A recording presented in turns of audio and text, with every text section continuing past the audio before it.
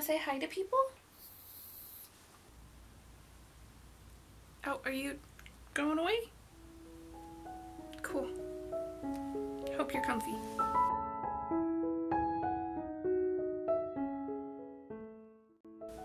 Hello everybody, welcome to a new video. Okay, so today we are starting the process of making the historically accurate version of the dress that I had made for the opera. Hi, it's Editing Marty. Like most things in the world right now, this opera got canceled, so I am not going to be making the final dress. I do plan on making other content to support all these foundation garments, but just know that the ball gown project has been put on hold. I don't know when I'm going to pick it up again, probably when I have a reason to wear a fancy ball gown so it doesn't just sit in my closet. But until that happens, the ball gown is on hold. I have already made all of the foundation garments, so we are going to get a series of those videos. So let's start with the combinations. There are a lot of videos on combinations. A lot of my fellow costumers have made their own versions of these combinations. I will add the links to their videos down below. Hopefully between all of us you can figure out how to make your own. So for me and my combinations, I didn't want them particularly frilly.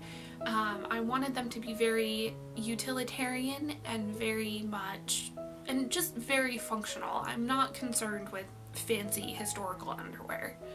Although a petticoat with insertion lace might be nice. But as for like the actual combinations, I don't care. I have neglected to film the cutting out process of all of my pieces for my combinations, but basically what I had done was take the bodice pattern from one of my medieval dresses and used it as the bodice pattern for my combinations.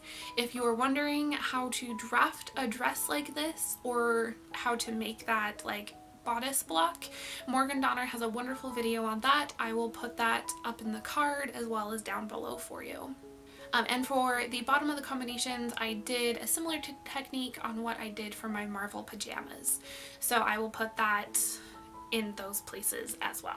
Hopefully this helps you understand my cutting process and where I got this pattern from, because I really didn't base it off of anything, which will show in a minute. Alright, so I started by laying out all of my bodice pieces, and then I sewed the side seams and shoulder seams together.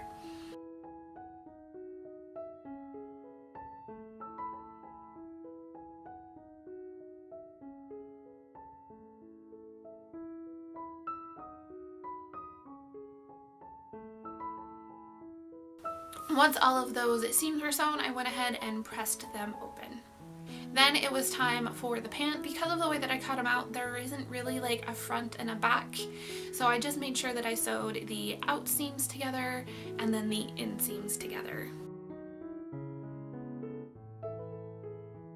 Once all of those seams were done, I took it back over to my pressing station and, you guessed it, pressed them open.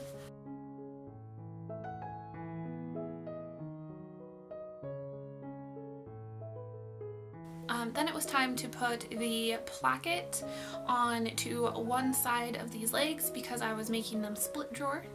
So I pinned it into place and then I sewed it down. So I gathered down the waist bits of my combination top and bottom and applied the waistband.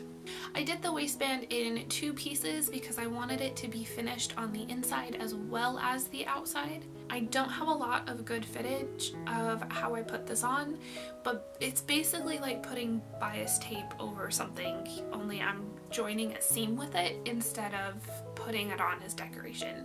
Once I had sewn the inside piece of the waistband to the waist bits of the combination pieces, then I took the outer piece and top stitched it on top to give it a clean edge finish on both the front and the back. Then I went ahead and hemmed the neckline of the combinations as well as the arm size. Once all the hems were done, I attached the crochet lace onto the neckline just to give it a little bit of frill. Once the lace was attached, it was time for buttonholes. I did film this, but my camera had severe ADD and could not focus on anything, so I couldn't use the footage. So then it was ready to try on, and oh no. Oh no! We have to fix that. So quickly I took the drawer portion of the combinations off of the waistband, and then I added about 8 inches. I figured 8 inches in each pant leg should be enough to go around my body and not make it so I'm flashing the world.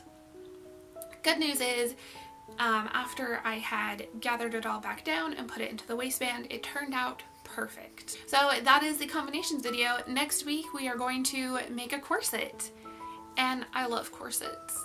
I've loved corsets for a while. I'm so happy I have a new functional corset.